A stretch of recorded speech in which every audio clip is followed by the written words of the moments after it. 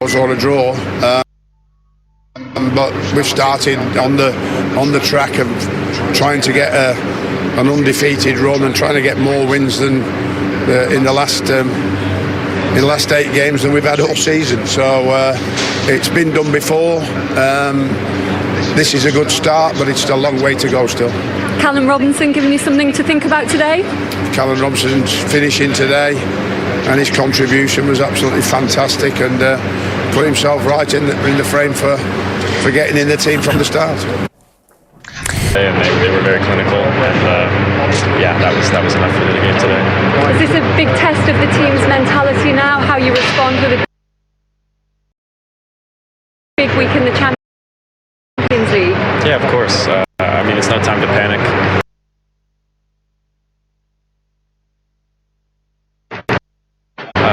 We've been in good form. Obviously, we come back, we lose one game.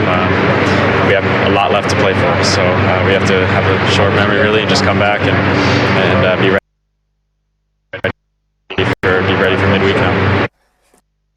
Came out. Now, these are live pictures from Ellen Road, and there are tributes, as you can see here, held for 2 Leeds fans, Chris Loftus and Kevin Speight, who died in the year 2000 in Istanbul. So a first defeat since you arrived, 5 goals conceded. Where did you feel it went wrong today? Nothing so much until the red card came, and after that we were not able to cope with the situation. I don't know why, but it was like this. So after the red card we could not adapt to the situations. We gave away 2 very easy goals before half time, but even in second half was what went wrong, what could go wrong went wrong after the red card, and yeah, we have to accept a big loss today. So maybe hopefully it's a big wake-up call for all of us, me included. Was it a case of Thiago being a bit rusty today? Did you have any complaints about the sending off? I didn't see, but I think it was twice not his mistake. We did big mistakes before the 2 yellow cards, so we are responsible for that. We had too many ball losses, too many easy ball losses, even before the goal coming, and so it was then we get a yellow-red card, and like I said, today was impossible for us to adapt to the situation, and we have to accept it, even if it's very, very hard. And you've been on this great run of 7 clean sheets. How disappointed were you with the goals you conceded today, especially the 2 just before half-time? Yeah, so cannot get worse. And then if you already reach 45 minutes and you're in extra time and a goal like this, but it's not typical for us to concede a goal like this. This is normally a goal that we defend, and this cannot be a chance. Today we conceded 2 of them and then changed completely the momentum. So we tried to calm them down, to give them confidence. But clearly what went wrong went wrong. What could go wrong went wrong. So every shot was a goal from them, and then they continued. We had big chances here with a post and with Su a sure goal. No, it was clearly not our day today. And a big week in the Champions League. It's your challenge now to get the right response. Yeah, we will get the right response because this is sports and this is absolutely necessary today. First of all, it's important that we digest it because it's a lot to digest. I did not see it coming, and okay, now we have to take our responsibilities, me included, and shake it off, digest it, and continue tomorrow. Thank you, Thomas. Unbelievable. That's why we love this league, because, you know, strange things happen, and they're only 7 points off Newcastle. So, you know, they can dare to dream. 8 games left after that performance. You know, Pereira, 2 goals, 2 assists. They were brilliant, and Chelsea had an awful day at the office.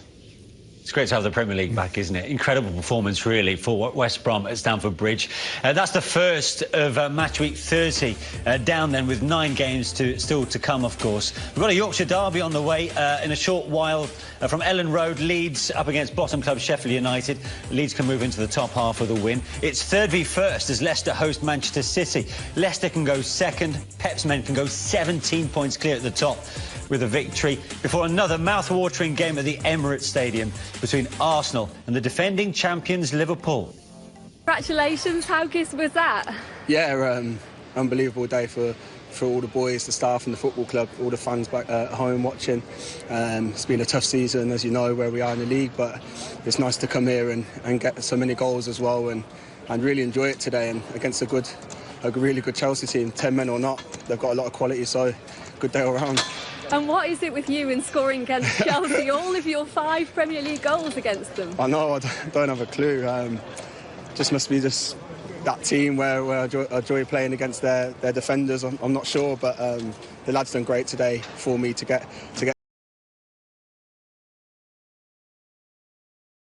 I was just begging he see me. I didn't really want to shout too loud so the defender would hear me, but yeah, they didn't pick me up, and just wanted to get good contact, and happy enough for me. It went in the top corner or top of the net or wherever it went. And it's the first appearance for you in a couple of months. Yeah. Have you really staked a claim today? Hopefully, yeah. I've not been wanting to be on the bench and not coming on.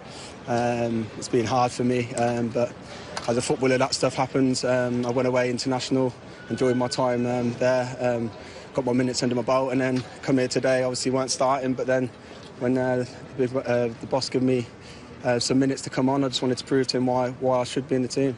Congratulations. Thank you. Cheers. Thank you. What an incredible record against Chelsea. So 5 Premier League goals he's got to his name in 42 appearances, all 5 against the same opposition. Get a move to Chelsea, that's what he needs to do. He needs to get to Chelsea. It must be his team. I mean, some players have these strange stats. That's an unbelievable one. But what a 3 points in the end for Sam Allardyce. I mean, what he must be thinking right now. He did say going into this game that I want my players to go for it. Yeah.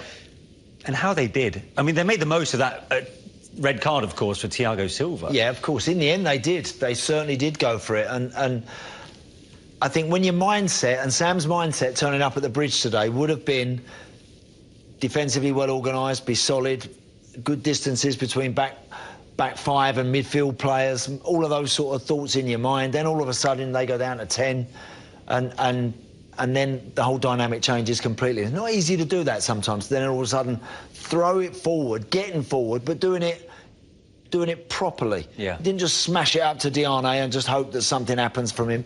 They played their way out, and they played some nice stuff and absolutely deserved it. And it's a great day for them, and a day that rocks everybody else down the bottom of the table, because they wouldn't have been thinking that was going to happen. That hurts them. But for West Brom, it breathes a bit of hope into their chances. Let's look back at the story of the second half. West Brom turned it around, of course, in the first 45, trailing 1-0 to leading 2-1. They made it 3. This was Callum Robinson's first of his 2. Some finish and build-up, really. That's a goal. That's a Champions League goal. You know, and credit to Big Sam. You know, we were saying half-time, does he go safe or does he go for it? And we said he had to go for it because he needed 3 points. And this goal, as Andy said, sums them up. You know, played beautiful football. Callum Robinson, that was interesting. He said, I didn't want to shout too loud so the Chelsea defenders heard me. Yeah. And you won't see that'd be one of the best finishes to see all weekend. Absolutely top draw. Stunning goal. Great combination play, some one-touch, and then a good run, a well-timed run, a controlled finish. Loves it, Big Sam. Brilliant goal. Really, really good goal. You could see the ball in from furlong. Alonso was caught out of position somewhat. Yeah. And that was something you spotted in the first half. I just thought that when they've gone down to 10, and this was right, so there's the 3 central defenders. He's the left-sided one of those. Just get back a little bit. There's a minute left. Get in at half-time, 1-1. You don't have to dive in. And again, it's almost as if they're still playing 11v11. He's going tight to his wide man, Matt Phillips, who skips past him, comes inside on his left foot. That could have been 2-1. Very nearly ended up in the back of the net. I just thought that Chelsea, to me, they looked naive a little bit, Owen, when they went down to 10. They didn't look like they knew exactly where they all were and how to cope. Yeah, well, I think Chelsea fans have seen this where Alonso in a 3, you know, as a wing-back, fabulous. When he falls into a back 4 like he did again today, you see the worst of him. And going forward, he's almost the furthest player up the pitch. But sadly, Andy, going back the other way, he tends to be out of position. I just thought that the crucial part of that game for Tuchel and Chelsea was they had the lead and then they've got pegged back right on half-time. They're a man short, get in at 1-1. Get in at 1-1 where the coach can have a say and he can shape it up a little bit differently, maybe, whatever. But I thought they looked a little bit of a shambles, Chelsea. He said, look, losing a man happens, and you have to think about how you go about it. And I thought for what remained of the first half, they played that really poorly. Is that quite relevant, actually, with West Brom's fourth goal, which actually started from a Chelsea throw-in? Yeah, I mean, first of all, you know, we know Chelsea are great on set pieces, so the guys are up there.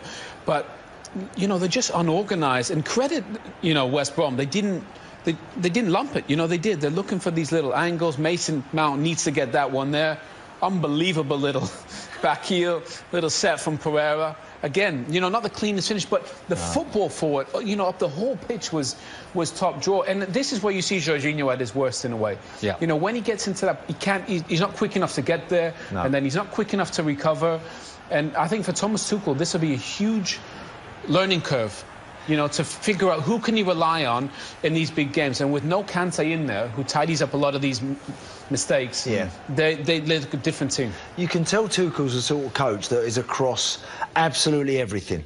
Before a game, he'll have every last detail, every last statistic number in his mind. His players will have been told everything. Yeah. When you lose a man, all of a sudden all that goes out the window for a minute. So then your instinct kicks in, you narrow down, you get men back behind the ball. You don't go rushing out to people to squeeze the ball because they've got an extra man, they're going to pick you off. None of that applied today. It looks like the coach has done so much strategy work with the players.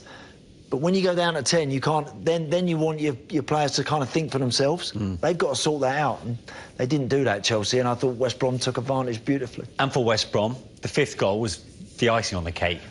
Well, it was. I mean, it was because at 4-2, we were all thinking, oh, if Chelsea get another one, then it's going to be interesting. But that's a lovely finish. That's a really good finish. Kurt Zuma again doesn't know who's behind him, if there is anybody there, if there isn't. Look. Got himself square on, he doesn't know where anybody is behind him. We wonder whether Robinson might have gone offside, but it looks like he hasn't. Lovely finish, Owen. Brilliant finish. I mean, that's the thing, you know, Pereira, Callum Robinson came on and affected the game brilliant. Diagne was linking up the play exceptionally well. Mendy, we didn't see him make saves. He's made some brilliant saves since he's come in, barely made one today.